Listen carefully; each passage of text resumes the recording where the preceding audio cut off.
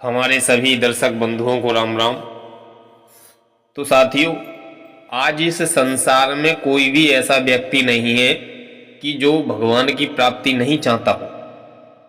हर कोई आदमी सोचता है भगवान को पाना। हर कोई कहता है कि मैं भक्ति करता हूँ, मैं भी नाम लूँ और मैं भी मंदिर जाऊँ। लेकिन एक समस्या है। आप जरा सोचो कि अगर सब भगवान को पा लेते तो आज इस दुनिया में जितना दुख है, जितना झगड़ा है, चिंता है, लालच है, वो रहता नहीं। हर कोई व्यक्ति सुखी हो जाता। तो आप सोचो कि भगवान को सब पाना चाहते हैं पर कोई सुखी क्यों नहीं होता है। तो असल बात यह है कि भाई भगवान पाना उतना आसान काम नहीं है कि जितना आप जुबान से बोल देते हैं। ईश्वर की प्राप्ति कोई मुंह का खेल नहीं है, यह तो हृदय की खेती है।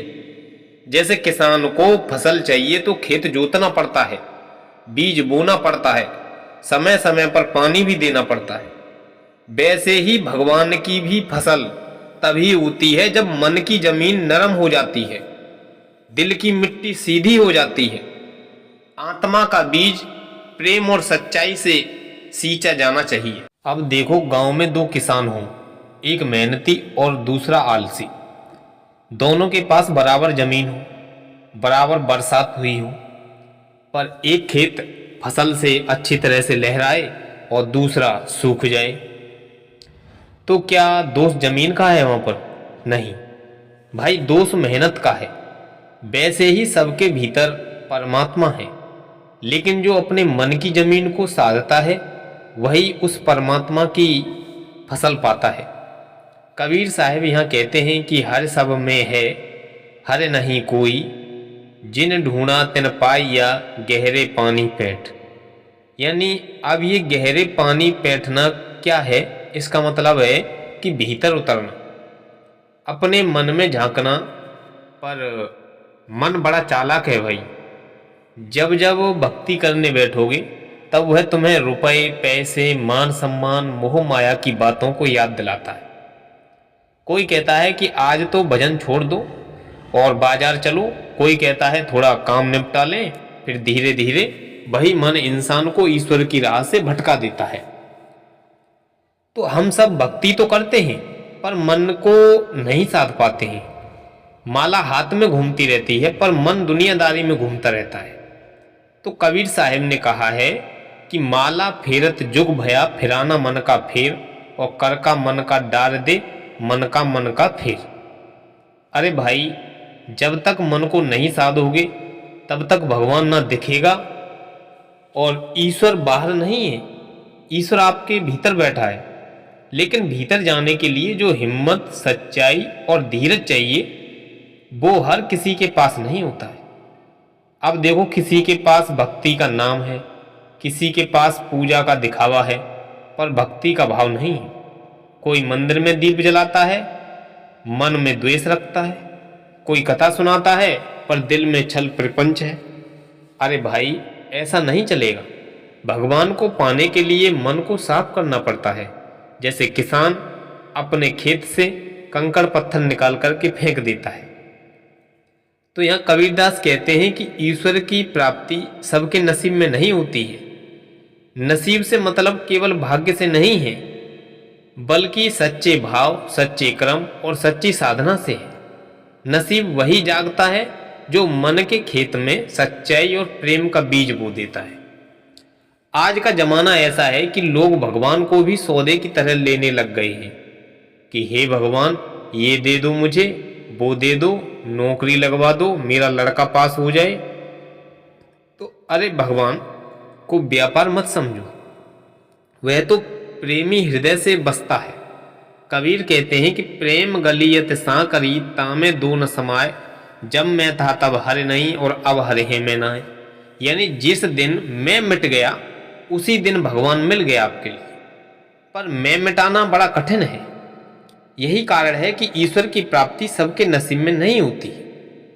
सच्चे नसीब वाले वही हैं जो गुरु के चरणों में बैठ करके अपने मन को साधना सीखते हैं, जो लोभ, मोह, क्रोध और अहंकार छोड़ करके भक्ति में रम जाते हैं। जो माया के जाल से निकल कर के सच्चे नाम का रस पीते हैं। और ये जो बात है कि ईश्वर मिल जाए सबको, तो ऐसा संभव नहीं है। जब मन निर्मल हो जाए तब मन को शुद्ध करना, अपने आप से लड़ना, अपनी कमजोरियों को जीतना, ये काम बहुत कठिन है। इसीलिए कबीर जी ने कहा है कि कबीर यह घर प्रेम का, खाला का घर नाय, और शीश उतारे भाई धरे तब पैंठ घर माए। यानी जो सिर यानी अहंकार उतार दे वही इस घर में प्रवेश करता है। तो आज की यह कथा इसी पर है कि भाई क्यों ईश्वर की प्राप्ति सबके नसीब में नहीं होती है।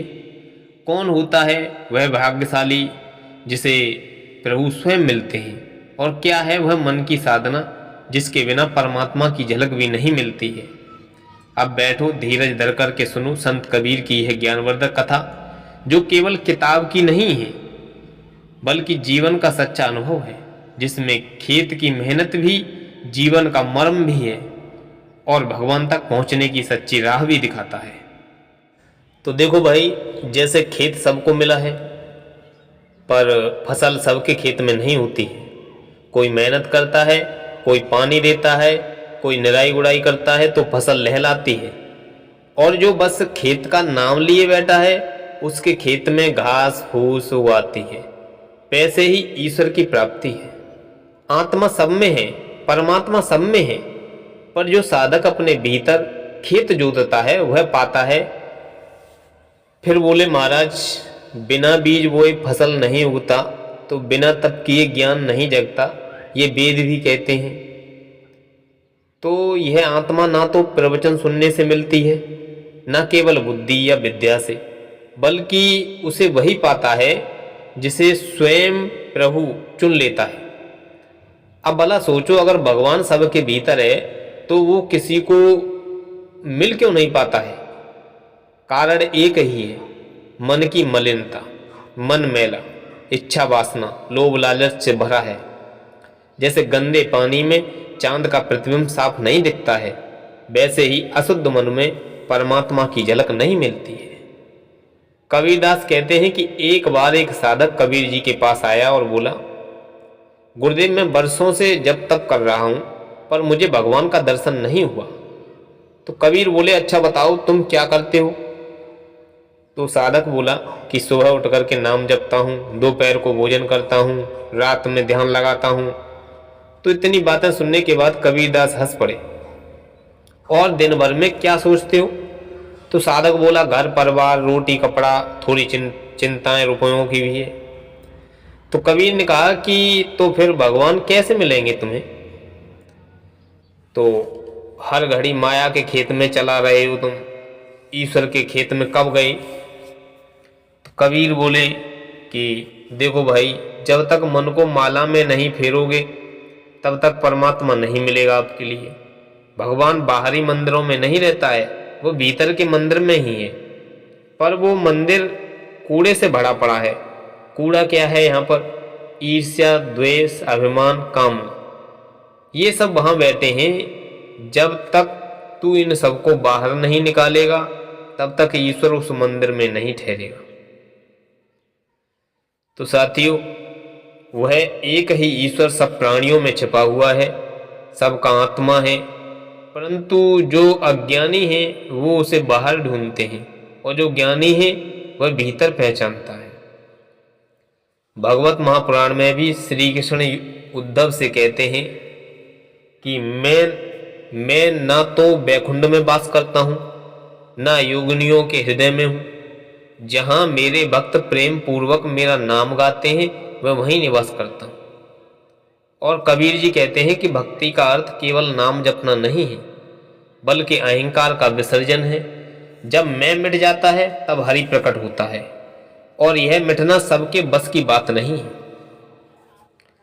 तो कबीर जी बोले कि देखो भाई, लोहार जब लोहा गढ़ता है तो पहले उसे आग में तपाता है, फिर हथौड़ा मारता है। कुम्हार जब घड़ा बनाता है तो पहले मिट्टी गूंथता है, फिर चाक पर चढ़ा करके आकार देता है, फिर भट्टी में पकाता है। वैसे ही गुरु साधक को तपाता है, फिर बिना तपे आत्मा उजली नहीं होती है। जो तप से डर गया वो ईश्वर की राह से भटक गया। इसीलिए कबीर कहते हैं कि साधो यह तन ठाट फेरा, आग में दे भस्म, यानी अपने शरीर और अहंकार को तपाओ जलाओ और भीतर का हरि झलकता है।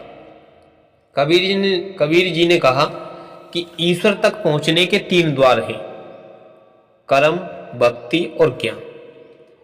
लेकिन तीनों के मूल बीज हैं सत्य और भाव। कर्म ऐसा जो स्वार्थ से रहित हो, और भक्ति ऐसी जो दिखावे से रहित हो, और ज्ञान ऐसा जो अहंकार से रहित हो। जिनके हृदय में सच्चाई बसती है वहां खुद परमात्मा बस जाता है।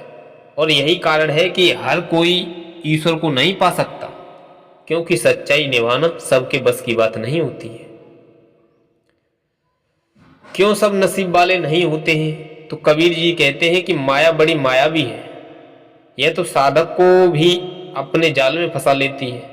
जिसने माया पर विजय पा ली वही वहां से मुक्त हो गया। मन और माया का यह खेल ऐसा है, जब तक मन स्थिर नहीं होगा तब तक भगवान नहीं मिलेगा। मन ही द्वार है, उसी से संसार भी है और उसी से ईश्वर भी है।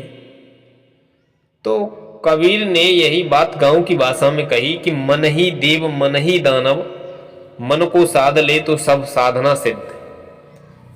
कबीर कहते हैं कि ईश्वर की प्राप्ति नसीब से होती है, और नसीब तब खुलता है जब सच्चा गुरु मिलता है। बिना गुरु कोई पार नहीं पा सकता है। तो गुरु बिना साधक अंधेरे में टटोलता रहता है। वह नाम तो ले लेता है पर भाव नहीं समझता। कबीर कहते हैं नाम तो सब ले लेते हैं पर भेद नहीं जानते। जो नाम का सार जान लेता है वही मोती पा जाता है। तो साथियों, 2 साधकों की कहानी कबीर ने बताई कि एक गांव में 2 साधक थे। तो उन्होंने ही एक ही गुरु से दीक्षा ली थी। पहला साधक दिन रात जप करता था पर मन में सोचता कि मैं बहुत बड़ा भक्त हूँ। दूसरा साधक खेती करता था, गाय चराता था, पर लेकिन हर काम में भगवान का नाम स्मरण रहता था उसको।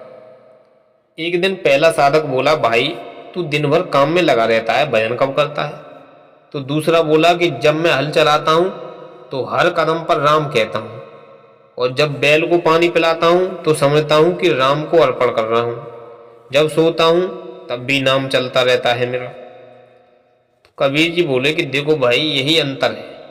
पहला साधक अंधकार में था और दूसरा समर्पण में। ईश्वर समर्पण में बसता है, अहंकार में नहीं बसता है। तो कबीर जी बोले कि भाई ईश्वर की प्राप्ति नसीब वालों की बात है, पर वो नसीब अपने कर्म और भाग्य से बनता है।